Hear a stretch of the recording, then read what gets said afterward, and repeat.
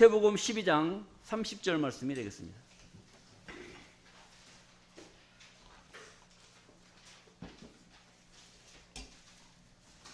마태복음 12장 30절입니다. 나와 함께하지 아니하는 자는 나를 반대하는 자요, 나와 함께 모으지 아니하는 자는 해치는 자니라. 그러므로 내가 너희에게 이르노니 사람의 모든 죄와 회방은 사하심을 얻되 성령을 회방하는 것은 사하심을 얻지 못하겠고, 또 누구든지 말로 인자를 거역하면 사하심을 얻되 누구든지 말로 성령을 거역하면 이 세상과 오는 세상에도 사하심을 얻지 못하리라. 아멘. 마태복음 12장 30절에서 32절 말씀을 통해서 예수와 함께하지 않는 자라는 제목으로 말씀을 증거하도록 하겠습니다. 예수와 함께하지 않는 자. 예수와 함께하지 않는 자가 어떤 자냐라는 것을 오늘 본문에서 말씀하고 있습니다. 뭐라고 말씀하고 있느냐? 30절입니다. 나와 함께하지 아니하는 자는, 나는 누구를 말하고 있어요? 예수님이 하시는 말씀입니다. 예수님이 나와 함께하지 아니하는 자는 나를 반대한다 라고 했습니다. 나를 반대하는 자예요.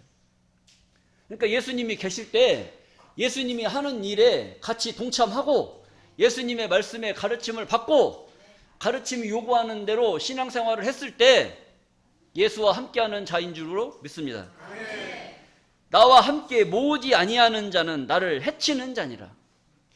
예수님이 하나님의 말씀을 증거하고 그 말씀 안에 많은 백성들을 인도하고 가르쳐서 하나님의 백성된 그 길을 가게 하기 위해서 예수님이 많은 사람들한테 복음을 전하고 그 복음 가운데로 많은 사람들을 불러 모았다는 것입니다. 불러 모으고 있는데 나와 함께 모으지 아니하는 자는 나를 뭐하는 자다? 해치는 자다라고 했어요. 예수를 해친다는 거예요. 해친다는 것은 위협을 가하는 겁니다. 뭔가 흉기를 가지고 그 사람에게, 상대에게 뭔가 위협을 줬을 때 해치는 거예요. 그런데 그런 것만이 해치는 것이 아니라 예수와 함께 모으지 않는다는 겁니다. 예수님이 뭉둥이로 사람들을 모았습니까? 그걸 모은 게 아니에요. 이 세상의 깡패들은 무엇으로 사람들을 모아요? 무기로 모아요? 이거 있잖아, 이거. 이걸로 모은단 말이에요. 이걸로 모은단 말이에요. 예수님도 이걸로 모았을까요? 뭘로 모았을까요? 말씀으로 모았다면 말씀으로. 예수님은 말씀을 가리켜서 성경을 펴서 그 말씀을 증거하고 그것을 가리켰을 때에 많은 사람들이 그 말씀을 듣고 옳다 하고 예수님의 가르침에 다 동참하고 그 말씀을 들으러 모이는 겁니다. 이렇게 모으고 있는데 누군가는 해쳤다는 거예요. 칼을 들고 해쳤느냐, 몽둥이를 들고 해쳤느냐, 주먹을 들고 해쳤느냐, 그게 아니에요. 그런 흉기를 가지고 위협한 것이 아니라 예수님이 하는 그 말씀에 모으고 있는, 하나님의 말씀을 가리켜서 사람들을 모으고 있는 그런 가운데서 예수님이 하시는 그 말씀에 반대하는 자들. 반대하는 자들. 예수님은 옳다 얘기하는데 다른 사람들은 아니다 이렇게 얘기하는 거예요. 반대로 얘기하는 겁니다. 모으는 말씀이 있고 예수님께 모인 사람들을 전부 흐트러버리는, 해치는 사람들이 있다는 거예요. 그런 사람들에 대해서 예수님이 신랄한 비판을 했어요. 뭐라고 했느냐? 나와 함께하지 아니하는 자는 나를 반대하는 자요, 나와 함께 모으지 아니하는 자는 해치는 자니라. 이렇게 이야기를 했다는 거예요. 그리고 또 뭐라고 말씀하셨느냐? 31절입니다. 그러므로 내가 너희에게 이르노니 사람의 모든 죄와 회방은 사하심을 얻되, 사하심을 얻는다는 것은 용서를 얻는다는 겁니다. 사람의 모든 죄, 사람들이 살다 보면 죄를 져요, 안 져요? 뭔 죄를 그렇게 짓습니까? 사람들의 죄와 사람들의 죄, 살다 보면 원치 않는 그런 잘못된 그런 행위와 그런 언행과 그런 잘못된 일을 할 수도 있다는 거예요. 그래서 사람의 모든 죄와 회방, 그런 것들은 사하심을 얻는다는 거예요. 사하심. 성령을 회방하는 것은 사하심을 얻지 못하겠고 성령을 회방한다는 거예요. 여러분들은 세상을 살면서 사람이 지을 수 있는 그런 죄 졌어요, 안 졌어요? 눈 똑바로 뜨고 빨리. 죄 졌어요, 안 졌어요? 사람이 살면서 지을 수 있는 죄 그거 한 가지라도 지어봤어요, 안 지어봤어요? 양심의 가책으로 다 지었단 말이에요. 어떻게 뭐 수정같이 맑게 저 폭포수와 같이 맑은 물처럼 우리가 세상 살다 보면 어떻게 그렇게만 사냐고. 간혹가다 한마디 뱉을 수도 있는 거지. 쌍. 아니 기분 나쁘면 그럴 수도 있는 거 아니에요. 그런 것은 용서받을 수 있다 없다? 있다. 용서받을 수 있다. 그런데 용서받을 수 없는 것은 뭐냐? 성령의 회방은 사하심을 얻지 못한다는 거예요. 여러분들 성령 회방 해봤어요, 안 해봤어요? 안 해봤습니다. 해봤어요, 안 해봤어요? 안 해봤습니다. 그러니까 지금까지 살아있는 거예요. 만약에 여러분들 성령을 회방했으면 지금까지 살아있겠어요? 다 죽었겠어요? 살았겠어요? 죽었겠어요? 하나님이 그냥 놔두겠어? 다 죽여버리지? 말씀으로 보면 그렇다는 건데 이 문제가 뭐냐? 성령 회방은 뭐고 사람의 죄는 뭐냐? 사람의 죄는 우리가 살다 보면 여러 가지 문제를 일으켜서 짓는 죄 이것을 말할 수 있단 말이에요. 성령의 회방은 뭐냐? 성령의 회방. 이 성령은 그냥 우리가 그냥 막연하게 성령 막 기분 좋을 때는 막 느낌이 와요 막 이런데 기분 나쁠 때는 느낌이 와 안 와요? 와요 안 와요? 기분 나쁠 때는 느낌이 와 안 와? 부부지간에도 기분 좋을 때는 막 뭐 욕을 들어도 기분 좋다고 자기야 막 그러잖아요. 근데 기분 나쁠 때는 자기야 하면 뭐 기분 좋아요 안 좋아요? 밥상 차려! 그러니까 기분 좋을 때와 느낄 때 이런 것을 종교인들은 성령으로 생각을 한단 말이에요. 내가 은혜가 넘칠 것 같고 막 기분 좋고 막 노래 막 신나게 하고 막 기도원에 가서 막 주여 몇 번 부르고 막 하다 보면 막 랄랄랄랄랄랄라 막 하다 보면은 뭔가 막 기분이 업돼 뜨거워져. 가슴이 뜨거워요. 막 주체할 수 없는 그런 가슴이 와. 뭐가 임했을까요? 그분이 오신 거예요. 그분은 기도원에만 올까요? 아니면 저쪽 무당들한테도 올까요? 무당 했잖아요. 막 오는 거 있지 않습니까? 이런 것을 말하는 것이 아니라 성경의 가르침을 통해서 우리가 바로 깨달아야 될 줄로 믿습니다. 우리 요한일서 5장 7절 말씀을 보시겠습니다. 요한일서 5장 7절. 증거하는 이는 성령이시니 성령은 뭐다? 진리다. 성령은 진리라는 거예요. 우리가 성령 하면은 성령 회방했다라는 것은 그냥 막연하게 그냥 내가 뭐 하나님을 거역했다 어떤 이런 개념이 아니라 성경에서는 그 부분에 대한 정확한 답을 내리고 있단 말이에요. 성령 회방했다는 건 뭘 회방했다는 얘기입니까? 진리를 회방했다는 게 진리. 그럼 진리가 뭐냐? 요한복음 17장 17절 말씀을 보시겠습니다. 저희를 진리로 거룩하게 하옵소서. 아버지의 말씀은 진리니라. 그러니까 진리를 거역했다는 것은 하나님의 말씀을 거역했다라는 말씀인 줄로 믿습니다. 그럼 성령을 회방했다는 것은 뭘 회방했다는 거예요? 하나님의 말씀. 하나님의 말씀. 성경을 회방했다는 겁니다. 하나님의 말씀은 이것을 말씀하고 있는데 다른 사람들은 엉뚱한 말을 하는 거예요. 다른 말을 하는 거예요. 예수님이 도적같이 오신다라는 것으로 다 알고 있어요. 그런데 성경의 가르침은 도적같이 아니 오신다는 말씀도 있단 말이에요. 그러면 도적같이 온다고 말하는 사람들은 누구고 도적같이 아니 오신다라고 말하는 말은 무슨 말씀이냐라는 것을 알아야 되는데 우리가 알고 있기로는 주님은 어떻게 오신다라고 알고 있어요? 도적같이 오신다. 도적같이 오신다라고 하는 그런 말씀만 알고 있단 말이죠. 그런 자체가 성령을 회방하는 겁니다. 빛의 아들에게는 도적같이 아니오실 것이다라는 것을 말씀하고 있는데 다 도적같이 오시는 것만 알고 있다는 거예요. 이런 자체가 성령을 회방하시는 것이다. 그리고 본문 말씀 마태복음 12장 32절 말씀입니다. 또 누구든지 말로 인자를 거역하면, 그러니까 누구든지 말로 인자는 누구냐면 예수님을 말씀하고 있어요. 누구든지 말로 예수를 거역하면 사하심을 얻대. 누구든지 말로 성령을 거역하면, 하나님의 말씀 진리를 거역하면 이 세상과 오는 세상에도 사하심을 얻지 못하리라. 이 세상은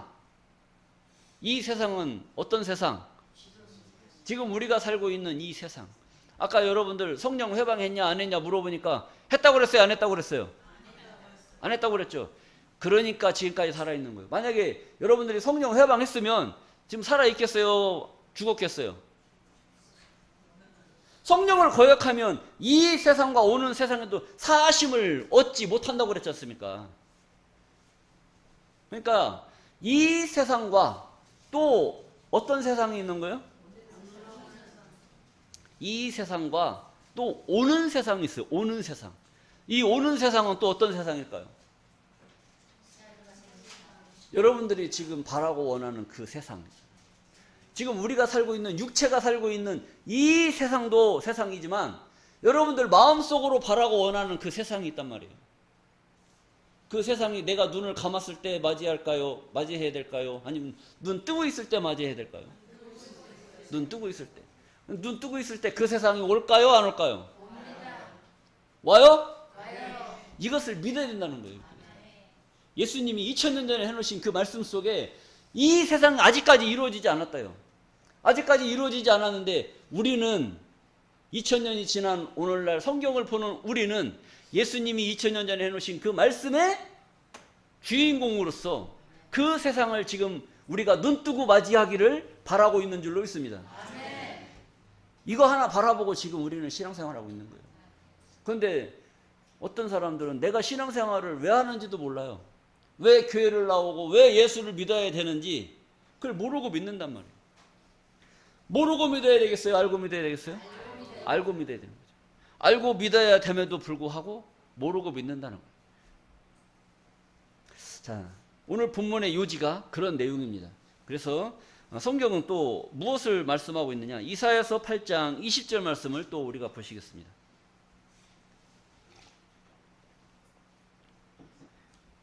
마땅히 율법과 증거의 말씀을 쫓을지니, 이 쫓는다는 건 따르라는 겁니다. 율법, 하나님의 말씀이에요. 말씀. 이거 십계명의 그런 법을 말하는 것이 아니라 하나님의 말씀과 증거의 말씀을 쫓을지니 그들의 말하는 바가 이 말씀에 맞지 아니하면, 누가 말하는 바가?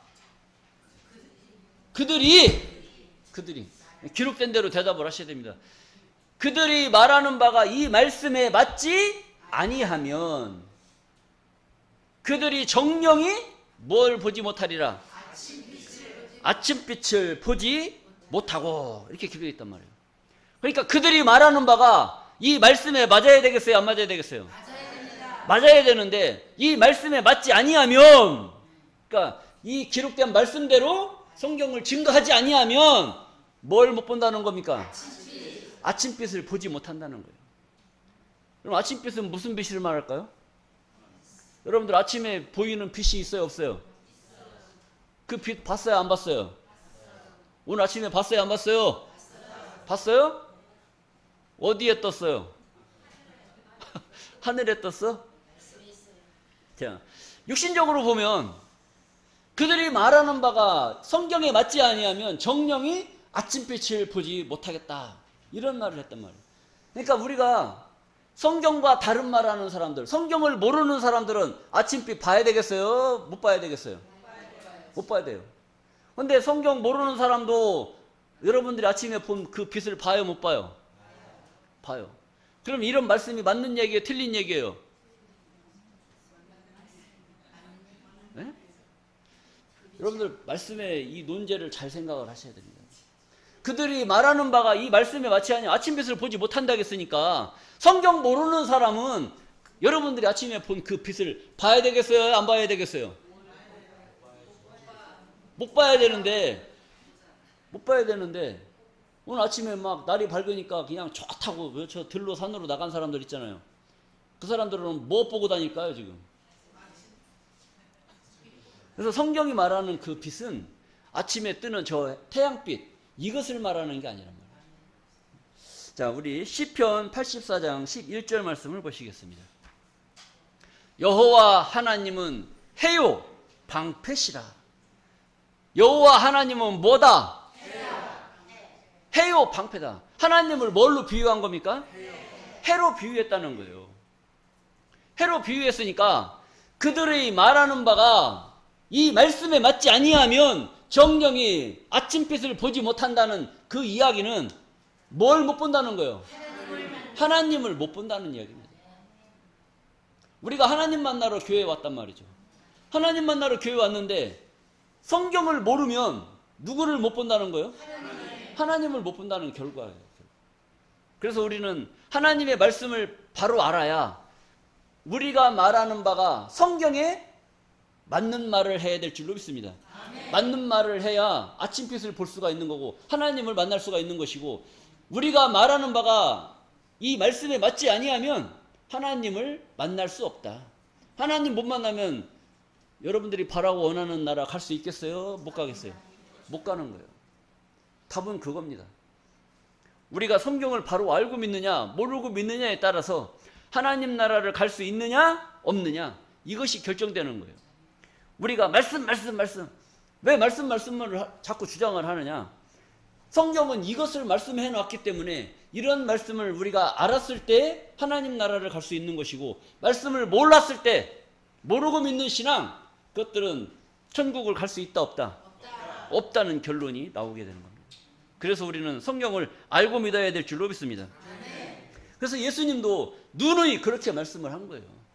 왜 그런 말씀을 하셨느냐? 마태복음 12장 47절 말씀, 46절 말씀입니다.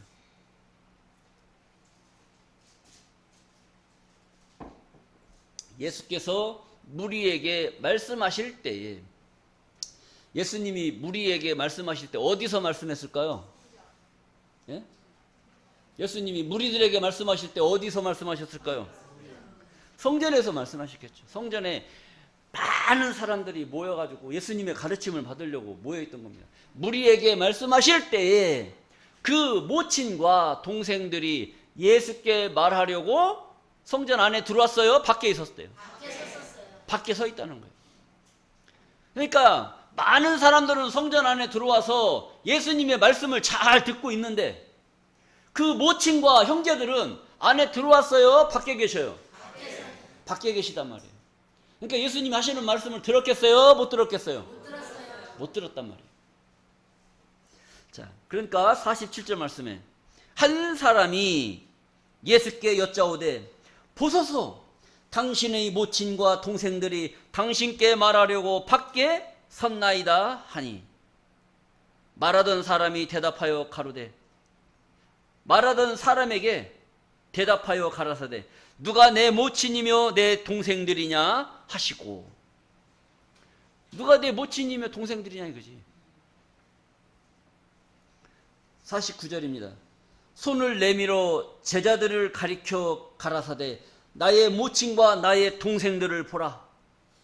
누구든지 하늘에 계신 내 아버지의 뜻대로 하는 자가 내 형제요 자매요 모친이니라 하시더라. 지금 성전 밖에 누가 계셔요? 예수님의 모친과 동생들이 예수님을 만나려고 저 밖에서 기다리고 있었단 말이에요. 그러니까 이 안에서 말씀을 듣던 누군가가 선생님, 당신의 모친과 형제들이 당신께 말하려고 저 밖에서 섰나이다. 그러니까 예수님은 뭐라고 말씀하셨느냐? 누가 내 모친이며 내 동생들이냐 하시고 손을 가리켜 쫙 하는 거예요. 쫙. 그러면서 내 모친과 형제들을 보라. 그리고 하늘에 계신 내 아버지의 뜻대로 행하는 자가 내 모친이요 자매요 형제라 하시더라. 이렇게 말씀하셨단 말이에요. 그러면 결국 저 밖에 계신 분은 뭐라는 얘기요? 저 밖에 계신 분은 누구셔? 모친이지. 예수의 모친이라고 얘기했잖아요. 모친이고 형제지만 결국 예수님께서는 말씀하시는 것은 그 참된 내 모친과 형제와 자매는 하나님의 말씀을 듣고 하나님의 말씀대로 행하는 그들을 가리켜서 내 형제고 자매고 모친이라고 칭했다는 겁니다. 육신적인 내 모친 형제들이 진정한 내 형제와 모친이 아니라 하나님의 말씀을 듣고 같이 한솥밥을 먹고 같이 하나님의 뜻을 위해서 행하는 그들이 예수님의 형제고 모친이고 자매라고 했다는 것을 우리는 깨달아야 됩니다. 우리가 왜 하나님의 말씀을 알아야 되느냐라고 말하는 이런 자체를 여러분들이 깊게 생각을 하셔야 됩니다. 성경 알아서 구원받습니까? 성경 알아야 구원받아요? 몰라도 구원받아요? 아는 것이 영생의 길이라고 했잖아요. 아는 것이. 그래서 우리는 성경을 알아야 된다고 자꾸 주장을 하는 것입니다. 요한복음 7장 5절입니다. 이는 그 형제들이라도 예수를 믿었다 믿지 않았다? 믿지 아니함이로라. 예수의 형제들도 예수님이 하시는 그 말씀의 뜻을 몰라서 예수를 믿었다 안 믿었다? 안 믿었다는 거예요. 그럼 여러분들 가만히 계셔요. 여러분들은 지금 성전 안에 계셔요? 성전 밖에 계셔요? 성전 안에 계시단 말이에요. 그럼 여러분들은 저와 함께 말씀을 깨닫고 또한 말씀대로 살고 하나님 뜻대로 사시는 분들이신 줄로 믿습니다. 그럼 말씀을 알아야 되겠어요? 몰라야 되겠어요? 알아야 돼요. 그런데 몰라. 그럼 모르면 어떻게 된 거예요? 내 형제요, 자매요, 모친이요, 돼요, 안 돼요? 안 돼요. 될 수가 없는 거예요. 우리가 하나가 되려면 무엇을 알아야 되느냐? 진리의 말씀, 하나님의 말씀을 바로 깨닫고 그것을 알았을 때 우리가 한 형제와 자매가 될 수가 있는 줄로 믿습니다. 자, 오늘날 문제가 되는 것이 뭐냐면 여러분들 교회마다 사도신경을 합니다. 사도신경을 하는데 뭐라고 신앙 고백을 하느냐면 전능하신 천지를 만드신 하나님 아버지를 내가 믿사오며 그 외아들 우리 주 예수 그리스도를 믿사오니 이는 성령으로 잉태하사 동정녀 마리아에게서 나시고 이렇게 그랬단 말이에요. 그런데 보시게 되면 전능하신 천지를 만드신 하나님 아버지를 내가 믿사오며 그 누구? 그 외아들이에요. 외아들이라는 그 단어를 가만히 생각을 해보셔요. 이 신앙 고백은 성경에 기록되어져 있는 말씀이 아니고 예수의 12 제자들이 부분적인 그런 깨달음을 통해서 부분적으로 고백해 놓은 그 마디마디마다 이 조합을 해 놓은 것이 이 사도신경이라고 합니다. 그런데 그 외아들 우리 주 예수 그리스도를 믿사오니 이렇게 기록이 되어 있단 말이에요. 그런데 이 외아들이라는 말을 가만히 생각해요. 외아들. 집에 아들이 몇이 있다는 거예요? 외아들. 하나밖에 없다는 거, 하나밖에. 하나밖에 없다는 그런 뜻인데 아까 요한복음 12장 40절 이하의 말씀을 보면 저 밖에 당신의 모친과 그 형제들이 당신을 만나려고 밖에 섰나이다. 그럼 예수님의 누가 있다는 얘기예요? 예수의 형제들이 있다는 얘기예요. 외아들이에요? 형제들이 있어요? 형제들이 있는데도 외아들이에요? 아니라는 것이죠. 자, 누가복음 2장 6절 말씀을 한번 보시겠습니다. 거기 있을 그때에 해산할 날이 차서 이 거기 있을 때는 마리아가 배가 불러왔단 말이에요. 예루살렘에 제사 지내러 갔다가 있을 곳이 없어서 사관에도 있을 곳이 없는 거예요. 그러니까 방을 잡아서 들어가서 애를 낳아야 되는데 방을 잡을 길이 없는 겁니다. 그러다 보니까 애는 나오려고 그러지 방은 없지. 그러니까 어떻게 해야 돼요? 여러분들 같으면 어디다 낳겠어요?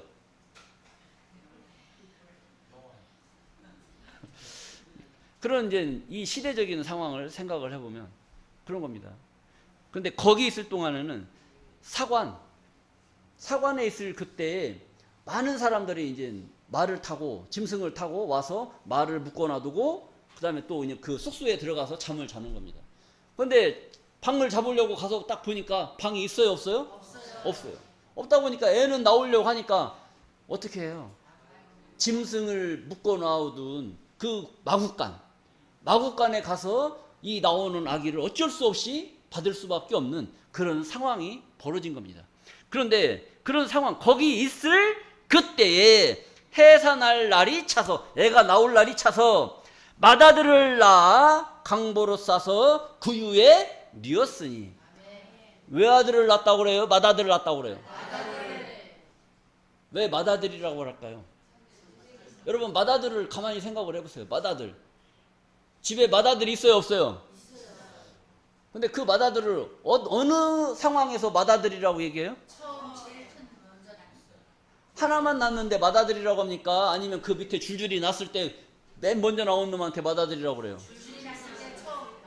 그럼 예수님 아들을 낳았을 때 아들 낳아가지고 구유에 뉘어서 강보로 싸서 구유에 뉘었잖아요. 그 아들을 뭐라고 했어요?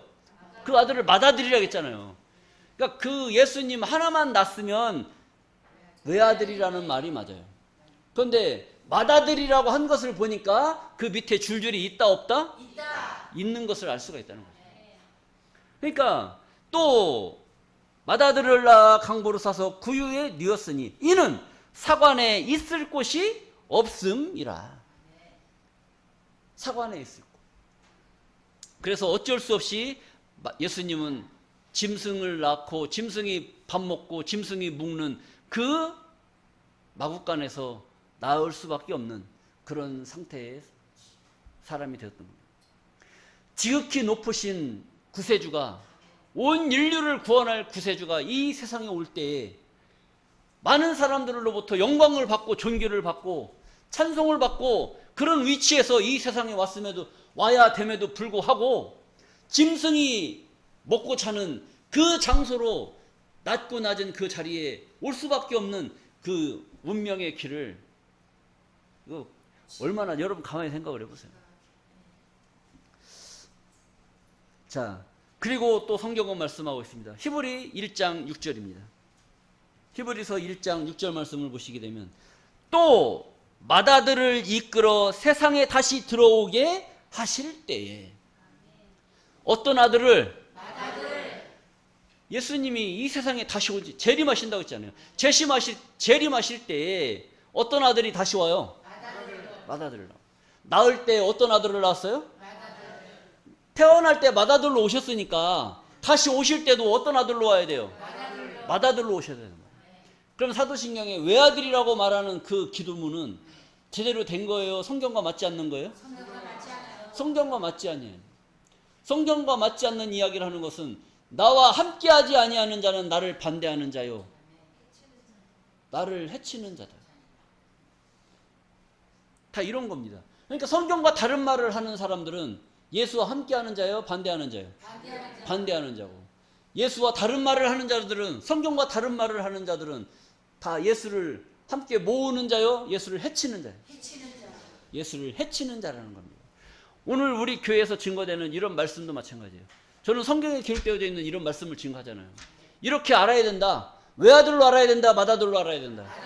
맏아들로 알아야 된다. 그래서 사도신경 외아들이라고 하는 그 말이 잘못된 말이다, 잘된 말이다? 잘못된 말이다. 이걸 얘기를 하는 거예요. 그럼 여러분들은 성경을 따라야 돼? 아니면 세상 사람들이 하는 이야기를 따라야 돼요? 성경을 따라야 된다는 겁니다. 성경과 다른 말을 하고 성경이 요구하지 않는 그런 신앙생활을 할 거면 교회에 나올 필요가 없는 겁니다. 마태복음 13장 55절 말씀을 보시겠습니다. 이는 그 목수의 아들이 아니냐? 예수님을 보고 이는 그 목수의 아들이, 예수 아버지가 요셉인데 요셉의 직업이 뭐였느냐? 목수였단 말이에요. 목수. 그 당시의 목수는요, 천한 직업 중에 천한 직업입니다. 어쩌면 해먹고 살 게 없어서 나무를 갉아먹고 나무를 깎고 나무를 조각을 하고 그걸 해서 먹고 사느냐? 천대받는 직업이 목수였단 말이에요. 근데 그 목수의 아들이 말하는 걸 들어보니까 신학자들, 종교 지도자들을 완전 굴복시켜버리는 그런 하나님의 말씀을 증거를 하는 거예요. 그러니까 기가 막혀, 기가 안 막혀? 기가 막혀. 여러분들은 기가 막혀요, 안 막혀요? 안 막혀요? 감사해요. 세상은 다 외아들이라고 하는데 왜 여기만 맏아들이라고 얘기해? 감사해요. 당연한 얘기요? 아니면 어떤 얘기? 잘 생각하셔야 됩니다. 이는 그 목수의 아들이 아니냐? 그 모친은 마리아, 그 형제들은 야고보, 요셉, 시몬, 유다라 하지 않느냐? 예수 형제들이 있는데 그 형제들 이름까지 다 나왔단 말이에요. 이름까지. 그런데 예수님이 외아들이에요? 외아들이에요? 외아들이 아니에요? 외아들이 아니고 맏아들이란 말이에요.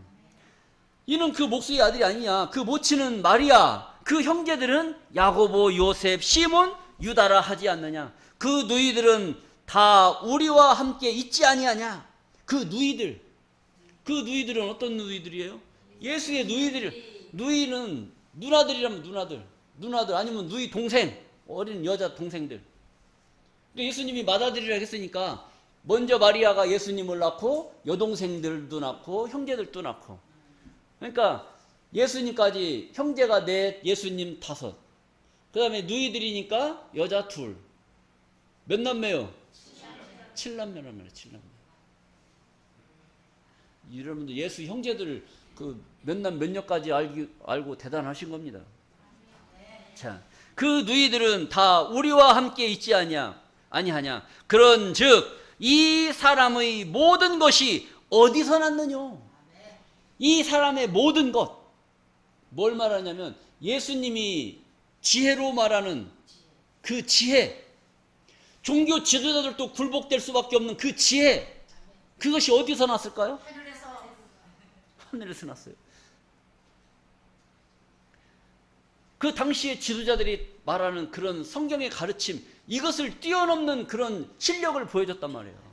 하나님의 말씀을 통해서, 성경을 통해서 그런 말씀을 증거하다 보니까 주변 사람들이 아무리 생각해도 이건 이상한 거예요. 아니, 제 아버지는 목수고 제 형제들은 야고보, 요셉, 시몬, 유다, 그 다음에 누이들도 있는 것을 우리가 다 알고 있는데 그가 말하는 그 지혜는 대체 따라갈 수가 있어요, 없어요? 없어요. 없는 거예요. 이것이 어디서 났느냐? 궁금하다는 거예요. 궁금하다. 어디서 났을까요, 여러분? 누가 보내셨을까요? 하나님이셨어요. 여러분들이 듣는 이런 진리의 말씀도 세상과 같아요? 세상과 달라요? 그런데 맞는 얘기 같아요? 틀린 얘기 같아요? 확실하게 얘기해야 돼요. 맞는 얘기, 틀린 얘기? 맞는 얘기란 말이에요. 그럼 이것이 어디서 왔을까요? 하늘에서 왔을까요? 여러분들 디모데전서 4장 1절 말씀을 보시겠습니다. 그러나 성령이 밝히 말씀하시기를. 성령이 밝히 말씀하신다는 거예요. 성령이 말한다는 건 뭐가 말한다는 거예요? 진리가 말씀하는 거고, 말씀이 말씀을 하는 거고, 이 말씀은 요한복음 1장 1절에 말씀은 곧 하나님이시다 그랬어요. 하나님이 말씀하신다는 것입니다. 성경이 말씀하신다는 거예요. 그러나 성령이 밝히 말씀하시기를 후일에 어떤 사람이 믿음에서 떠나 미혹해하는 영과 미혹해하는 영. 여러분들을 미혹해하는 영이 있어요. 미혹. 오늘 예수님은 맏아들이라고 그랬어요? 외아들이라고 그랬어요? 맏아들이라고 했단 말이에요. 맏아들이라고 성경을 통해서 확인했어요? 안 했어요? 했어요. 야, 그런데 밖에 나가서 저쪽 가서 자유시장 갔는데 어떤 사람이 권사래, 모 교회 다니는 권사. 그런데 야, 이상해.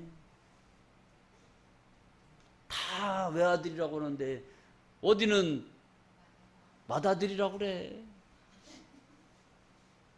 그게 이상해.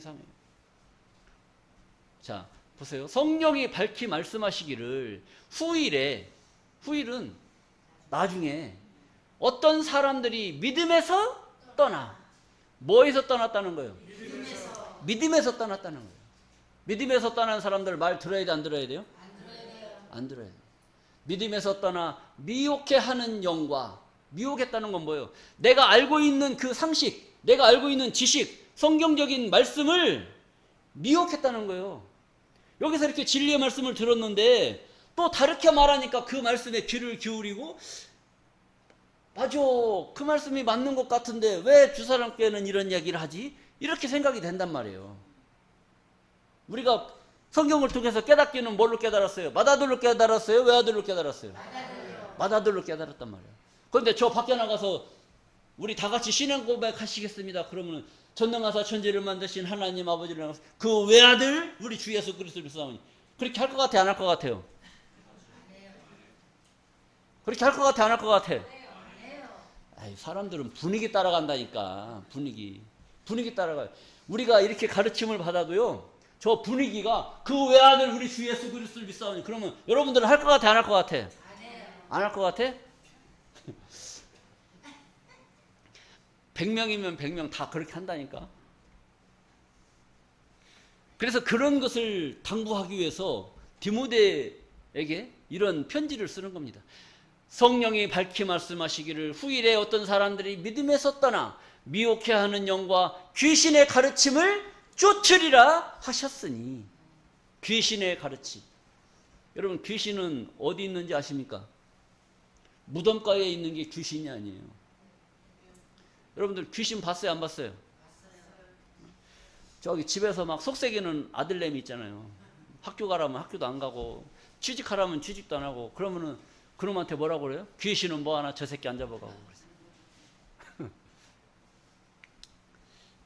그래서 귀신의 가르침, 성경과 다른 말을 가리켜서 여러분들을 혼란케 하고 정신을 혼미하게 하는 그런 자들이 누구냐? 바로 귀신이란 말이에요.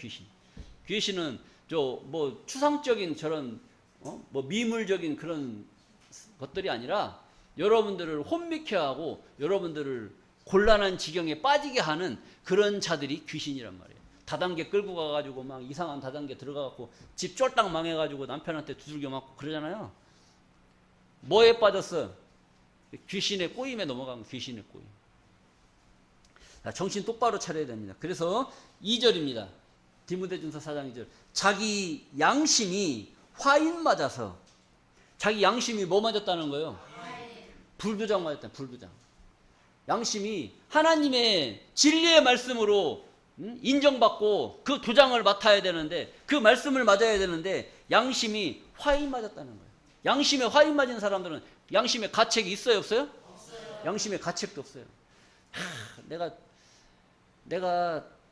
네가 이렇게 사정사정 하니까 내가 너 도와는 주는데 나도 지금 힘들어, 어려워. 아니야, 딱 한 번만 도와줘, 한 번만. 내가 이번이면 끝이야. 근데 없는 살림에 도와줬어요.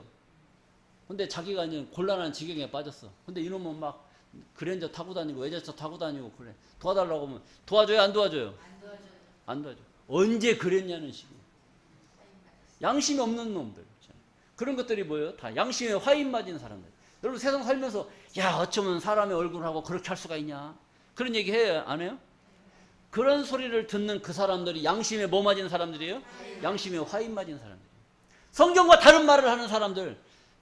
성경은 이렇게 말씀하시고 있는데 성경과 다른 말을 하고 외아들이라고 말하고 그렇게 가르치는 그런 지도자들이 다 양심에 화인 맞은 사람들이라는 것을 우리는 깨달아야 될 줄로 믿습니다. 자기 양심이 화인 맞아서 외식함으로 거짓말하는 자들이라.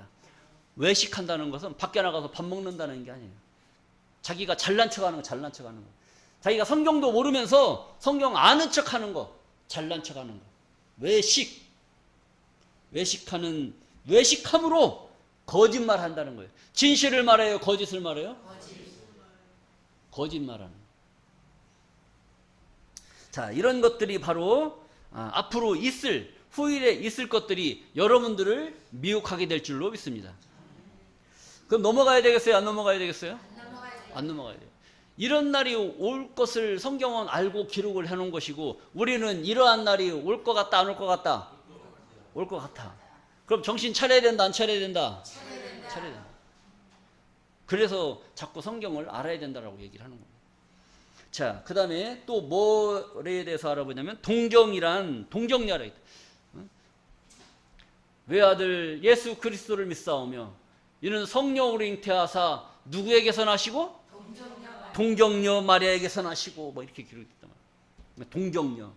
이 동정이란 그 말은 어린아이 동자입니다. 어린아이 동자. 그러니까 어린 동정이란 이성과 성적 접촉이 없는 그런 사람을 가리켜서 동정녀다.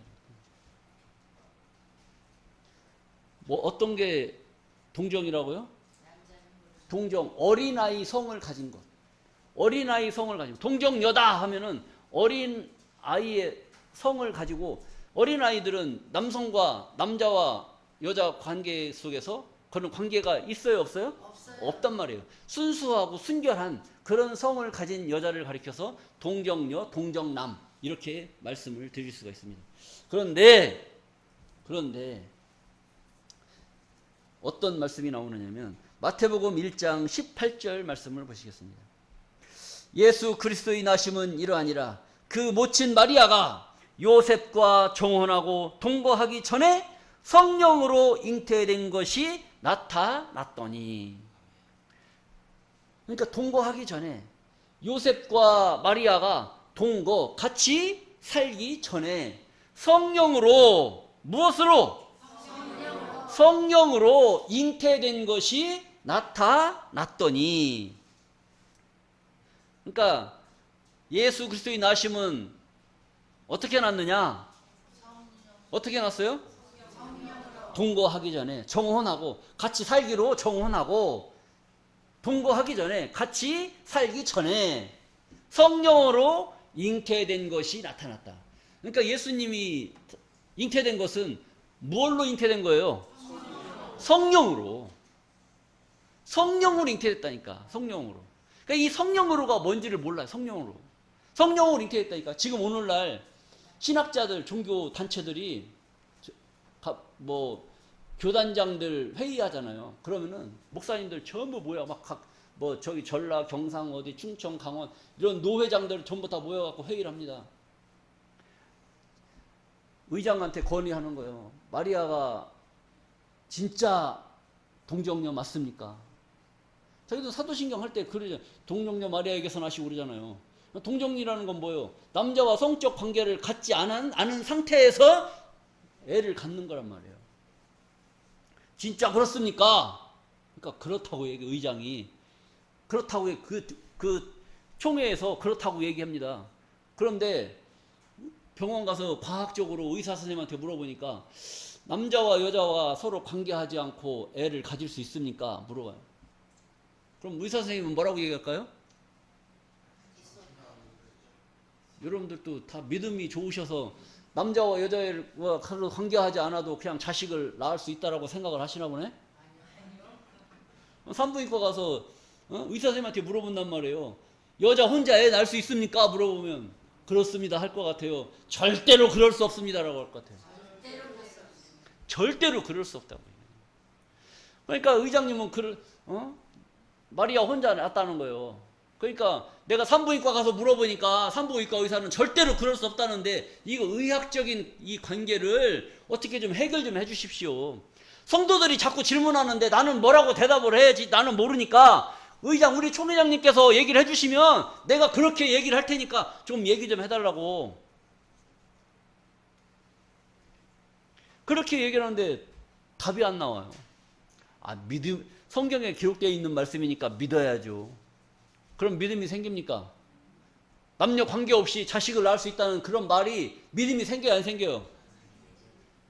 우리는 깊게 생각을 하셔야 됩니다. 자, 그래서 예수 그리스도의 나심은 이러하니라. 그 모친 마리아가 요셉과 정혼하고 동거하기 전에 성령으로 잉태된 것이 나타났더니, 그 남편에 대해서 얘기를 하는 거예요. 19절. 그 남편 요셉은 의로운 사람이라 저를 드러내지 아니하고 가만히 끊고자 하여. 자기 부인이 같이 살기로 약속을 해놓고 같이 살지도 않았는데 이 여자가 배가 불러오는 거예요.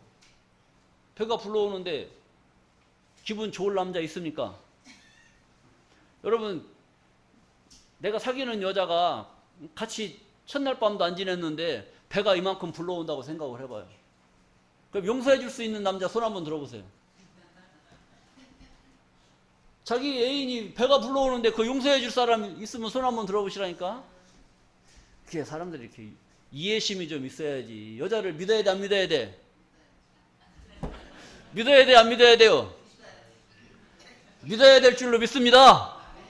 아멘. 자, 이제 그런 상황이 된 거예요. 근데 요셉이, 그 남편 요셉은 의로운 사람이라 저를 드러내지 아니하고 가만히 끊고자 하여. 그러니까 이 당시에는 율법 시대란 말이에요. 여자가 남편하고 결혼도 안 했는데 여자가 배가 불러와? 그럼 그런 여자를 눈 뜨고 살려줘? 아니면 돌로 쳐 죽여야 돼? 어떤 시대? 이조 시대 때는 여자는 무슨 지도? 삼종지도. 그걸 따라야 되는 말이에요. 그걸 안 따르면 여자는 죽는 거예요. 근데 율법 시대 때 율법을 지켜야 돼, 안 지켜야 돼? 지켜야 된단 말이에요. 그런데 이 요셉은 의로운 사람이라 저걸 드러내고 자기 부인 돌 맞아 죽는 거 봐야 되겠어요? 안 봐야 되겠어요? 그거 두 눈 뜨고 못 보지. 그러니까 조용히 몰래 저 여자를 끊어내려고 수를 쓴 거예요. 그런데 20절 말씀입니다. 이 일을 생각할 때에 주의 사자가 현몽하여 가로되 다윗의 자손 요셉아, 네 아내 마리아 데려오기를 무서워 말라. 저에게 잉태된 자는 성령으로 된 것이라. 마리아가 잉태된 것은 무엇으로 됐다는 거예요? 성령으로 잉태됐다는 거예요. 성령으로. 근데 성령으로가 대체 뭐냐? 그래서 21절 또 해석이 또 나옵니다. 아들을 낳으리니, 아니 20절 말씀입니다. 성령으로 된 것이라. 21절 아들을 낳으리니 그 이름을 예수라 하라. 이는 그가 자기 백성을 죄에서 구원할 자이심이라. 이제 그 여자가 이제 마리아가 아들을 낳아서 낳게 되면 그 이름을 뭐라고 자라? 예수라고 자라. 이런 이야기를 했어요. 그리고 누가복음 1장 34절입니다. 마리아가 천사에게 말하되 나는 사내를 알지 못하나니. 배가 불러오는데 자기가 가만히 생각을 해봐도 요셉하고 같이 한 날이 있어요, 없어요? 없어요. 동침하지 않았단 말이에요. 근데 배가 불러오니까 나는 사내를 알지 못하는데 어찌 이런 일이 있으리까? 나는 요셉과 같이 첫날 밤을 안 지냈는데 배가 불러오니 어찌 이런 일이 있으리까? 그러니까 또 천사가 또 알려주는 거야. 뭐라고 알려주냐? 천사가 대답하여 가로되 성령이 네게 임하시고 지극히 높으신 이의 능력이 너를 덮으시리니 이러므로 나실 바 거룩한 자는 하나님의 아들이라 일컬으리라. 뭐가 아멘입니까? 천사가 마리아한테 알려준 거예요. 뭐라고 알려주냐? 성령이 네게 임하시고. 성령은 뭐예요? 성령은 하나님의 신이란 말이에요. 신. 성령, 신, 진리, 말씀, 하나님. 그러니까 성령이 지극히 높으신 이의 그 성령이 네게 임하셨다는 건 하나님의 신이 마리아에게 임했고 요셉에게 임했다는 거예요. 임해서 지극히 높으신 이의 능력이 너를 덮으시리니 이러므로 나실 바 거룩한 자는 하나님 아들이라. 그러니까 거룩하신 지극히 높으신 이의 능력이 여러분들을 덮쳐버리면 여러분들은 정신 차릴 것 같아요? 정신 못 차릴 것 같아요? 정신 못 차려요? 정신 못 차릴 때 뭔 일이 벌어질까요? 정신 못 차릴 때 어떤 일이 벌어질까요? 이 남자가 내 남자인가? 이 여자가 내 여자인가? 이 남자가 내 남자인가? 이 여자가 내 여자인가? 헤맬 것 같아요? 안 헤맬 것 같아요? 그래도 너는 내 남자? 너는 내 여자? 이게 하나님의 신이 요셉과 마리아가 있을 때에 하나님의 신이 지극히 높으신 이의 능력이 성령이 그들을 덮어버렸단 말이에요. 덮으니까 정신을 차려 못 차려? 정신 못 차릴 때에 하나님이 합방을 시켜버린 거예요. 여러분들 이 이야기를 이렇게 하면은 잘 못 알아듣는단 말이에요. 남편들이 밖에 나가서 술 가득 먹고 막 정신 못 차리고 집에 들어와 안 들어와요? 집에 들어와 안 들어와? 들어오잖아요. 여러분들은 남편들이 다 건실하신가 보네. 술 가득 먹고 부인 알아봐요? 못 알아봐요? 부인도 못 알아봐. 부인 보고 미쓰기 한잔했어? 따라봐. 그런데 그냥 그날 저녁에 그냥 자기도 모르게 그냥 온 집안을 다 쑥대밭을 만들어 놓은 거예요. 쑥대밭 만들어 놓으니까 그 말리는 부인을 그냥 놔두겠어요? 아니면 한 번씩 그냥 이렇게 해가지고 난타를 해갔어요. 하고 눈이 시퍼렇게 막 늘었단 말이에요. 그리고 나서 그냥 자고 났는데 딱 깨보니까 온 집이 쑥대밭이 돼가지고 마누라는 저 식탁 위에서 눈물을 훌쩍훌쩍거리고 있어요. 누가 그랬을까요? 누가 그랬어? 지극히 높으신 이의 능력이 그를 덮었을까요? 지극히 줏대 없는 그 술이 그 사람을 덮쳤을까요? 술이 그 사람을 그렇게 만든 거예요. 하나님의 신이 덮치면 안 되는 것도 된단다. 하나님의 신이 덮쳤을 때 하나님의 그 역사를 이루기 위해서 요셉과 마리아를 덮쳐서 하나님의 역사를 이루기 위해서 하나님의 아들 예수를 만드는 탄생의 과정이 거기서 나타나는 거예요. 그래서 네 안에 마리아 데려오기를 두려워 말라. 이는 성령으로 잉태된 것이다. 이걸 알려준 거예요. 또 마리아도 나는 사내를 알지 못하는데 어찌 이런 일이 있습니까? 그러니까 천사가 또 마리아에게 말하는 겁니다. 성령이 네게, 하나님의 신이 네게 임하시고 지극히 높으신 이의 능력이 너를 덮으시리니 이러므로 나실 바 거룩한 자는 하나님의 아들이라고 알려주신 줄로 믿습니다. 그럼 뭐예요? 성령의 역사를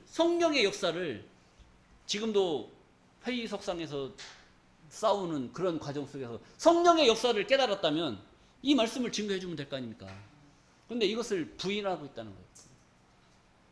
말씀과 맞지 않는 그런 말씀을 하고 있다는 것이죠. 그래서 마리아는 동정녀가 아니다? 동정녀가 될 수가 없다. 왜? 예수 하나만 낳았으면 동정녀라고 칭할 수도 있어요. 그런데 예수 하나만 낳은 것이 아니라 그 형제들, 누이들까지도 낳은 그런 여자였다는 것을 알 수가 있는 줄로 믿습니다. 자, 그리고 독생자다. 독생자. 예수님을 뭐라고 그래요? 독생자다. 독생이란 홀로 독자, 날생자, 스스로 난 자, 이것을 말하고 있어요. 스스로 난 자. 홀로 있는 자, 홀로 난 자. 그 홀로 있는 자, 스스로 있는 자를 성경은 뭐라고 말하냐? 하나님을 말씀하고 있어요. 자, 우리 요한복음 1장 18절 말씀을 보시겠습니다. 본래 하나님을 본 사람이 없으되 아버지 품속에 있는 독생하신 하나님이 나타나셨느니라. 본래 하나님을 본 사람이 있어요, 없어요? 없어요. 하나님을 본 사람이 없다는 거예요. 그런데 저는 오늘 하나님을 그리도록 하겠습니다. 이게 누구예요? 하나님이라고. 하나님. 본래 하나님을 본 사람이 있어요, 없어요? 없어요. 본래 하나님을 본 사람이 없다는 거예요. 본 사람이 없으되 아버지 품속에 있는, 아버지는 누굴까요? 하나님. 근데 하나님을 본 사람이 없는데 아버지는 봤어요, 안 봤어요? 하나님은 못 봤단 말이에요. 근데 아버지 품속에 있는, 아버지는 어떻을까요? 응? 아버지는 이렇게 생겼을까요? 이렇게 생겼을까요? 이렇게 생겼겠죠. 그러니까 아버지 품속에 있는, 아버지 품이니까 어디요? 이거 아니잖아요. 아버지 품속에 있는 독생하신 하나님이 나타나셨네. 하나님 품속에 있는 독생하신 하나님이, 독생하신 하나님이 어디로 나타나셨어요? 네? 아버지 품속에 있는 하나님이 나타나셨대. 어디로 나타나셨어? 세상으로 나타나셨어요. 이 품속에 있는 이 독생하신 이 하나님이 요 밖으로 나오셨다니까. 이게 누구다? 예수님이다. 그러니까 독생이다라고 하니까 독생자다. 독생자. 하나밖에 없는 아들이다. 이렇게 알고 있단 말이에요. 그런 의미가 아니라니까. 하나밖에 없는 아들, 독생, 이걸 말하는 게 아니라 우리 출애굽기 말씀을 보시겠습니다. 출애굽기 3장 14절 말씀입니다.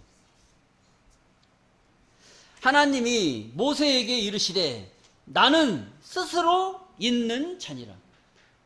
하나님이 모세에게 이르시되 나는 뭐한 자다? 스스로 있는 자. 나는 스스로 있는 자다. 스스로 있는 자가 뭐예요?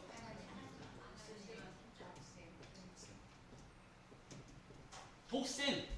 스스로 있는 자. 자는 스스로 있는 자도 스스로 자. 하나님은 어떤 자요? 하나님은 어떤 자? 하나님은 독생자라는 독생자. 하나님이 독생자이신 줄로 믿습니다. 하나밖에 없는 그분이요? 아니면 홀로 계신 분이요? 하나밖에 없다는 이야기하고 홀로 있다는 거하고 틀린 겁니다. 무슨 말씀인지 아시겠어요? 하나님은 독생자인데 홀로 있다는 거, 홀로. 스스로 낫다. 스스로 있는 자다. 그것이 독생자라는 거예요.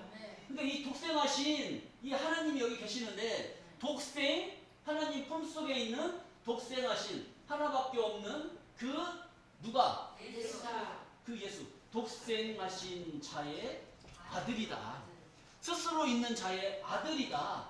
그가 누구다? 예수다. 독생자다 이거예요. 독생자. 그러니까 하나님은 독생자, 놈자를 쓰고 하나님의 아들 예수는 아들 자자를 쓰는 거예요. 그래서 독생자, 독생자. 그래서 스스로 있는 자의 아들이 누구다? 예수님이다. 이것을 가리켜서 많은 사람들은 하나밖에 없는 자리다. 독자다, 독자. 독생자다. 이렇게 독생자라고 하는 말이 맞긴 맞아요. 근데 독생자는 하나님이시고 아들 자자는 아들 예수를 말씀하고 있다. 하나님 품속에 있는 그 독생하신 이 아들이 어디로 나왔냐? 세상으로 나오셨단 말이에요. 세상으로 나오신 이분이 바로 예수 그리스도이신 줄로 믿습니다. 이렇게 성경은 말씀하고 있는데 성경과 다른 말을 하는 자들이 있어요. 그들은 예수를 반대하는 자고 예수를 해치는 자들이라는 것을 우리는 깨달아야 될 줄로 믿습니다. 그런데 출애굽기 20장 3절 말씀을 또 보시겠어요? 출애굽기 20장 3절. 너는 나 외에 다른 신을 네게 있게 말지니라. 너는 나 외에, 하나님 외에 다른 신을 두지 말라는 거예요. 두지 말라. 너를 위하여 새긴 우상을 만들지 말고 또 위로 하늘에 있는 것이나 아래로 땅에 있는 것이나 땅 아래 물속에 있는 것의 아무 형상이든지 만들지 말며 그것들에게 절하지 말며 그것들을 섬기지 말라. 이렇게 말씀을 해 놓았음에도 불구하고 오늘날 잘 나가는 천주교 있잖아요. 천주교는 하나님을 모셔놨어요? 아니면 뭘 만들어놨어요? 마리아가 하나님입니까? 나 외에 다른 신을 섬기지 말라고 그랬잖아요. 나 외에 어떤 우상도 만들지 말고 그 우상에게 절하지 말라고 성경은 이렇게 말씀하고 있는데 그 종교는 왜 그럴까요? 성경의 말씀을 깨달았을까요? 못 깨달았을까요? 우리만 할까요? 그들도 할까요? 그것이 문제란 말이에요. 그것이 문제예요. 그래서 우리는 성경을 바로 알고 성경이 무엇을 말씀하고 있는지 우리가 말하는 바가 이 성경에 맞았을 때에 아침빛을 볼 수가 있고 우리가 말하는 바가 성경에 맞지 않으면 하나님을 볼 수 없는 천국을 갈 수 없는 그런 자들로 낙오될 줄로 믿습니다. 여러분 모두가 하나님의 말씀을 깨닫고 아침빛을 바라볼 수 있는 귀한 자들로 보게 되시기를 간절히 바라면서 오늘 말씀을 마치겠습니다. 감사합니다.